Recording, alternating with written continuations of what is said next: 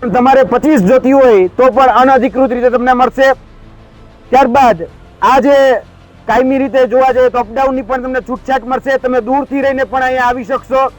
અને ધમકીના સ્વરૂપમાં એવું કહેવામાં આવ્યું છે, જે ઓડિયોની અંદર સ્પષ્ટ તમે સાંભળી શકો છો, કે છોકરીઓને આગળ રાખી તમારી ઉપર ગંભીર ગુનાઓ એટલે કે શોષણના, એટ્રોસિટીના એ ગુનાઓ અમે દાખલ કરીશું, તમને આ પદ ઉપરથી સસ્પેન્ડ કરી નાખીશું। આ પ્રકારની ધમકીઓ પણ એમાં ખુલ્લી આપવામાં આવી છે।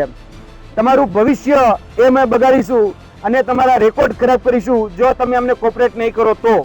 હવે આ બાબતની જાણ એ તમામ જગ્યાએ કરવામાં આવી છે।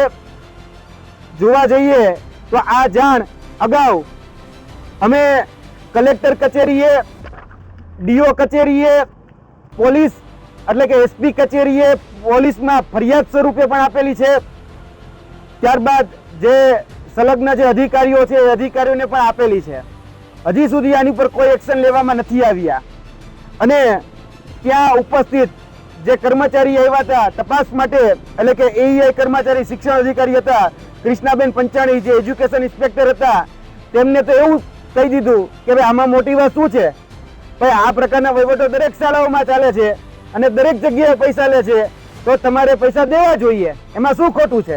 એટલે આ પ્રકારની વાત જ્યારે કહી શકાય કે જિલ્લા શિક્ષણ અધિકારી જે તપાસ અધિકારીઓ આવે છે એ જ કરે છે, એટલે કે બિલાડીને જ આપણે દૂધના રખોપા હોપીએ છીએ, એટલે તપાસ કમિટીના નામે પણ તરકટ રચવામાં આવે છે।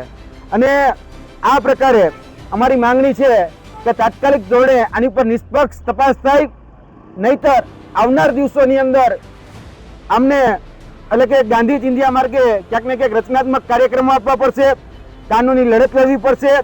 અને જે શાળા વિકાસના નામે જે ફંડ માંગવામાં આવે છે, જે અંગ્રેજી મીડિયમની શાળા બનાવી છે એટલે તમને અમને ફંડ આપો, તમારો ઓર્ડર જે છે આ ઓર્ડર જે છે એ ખોટી રીતે થયેલો છે એવું એમનું કહેવાનું છે કે આ ઓર્ડરની કોપી છે કે આ ઓર્ડર તમારો ખોટી રીતે થયેલો છે।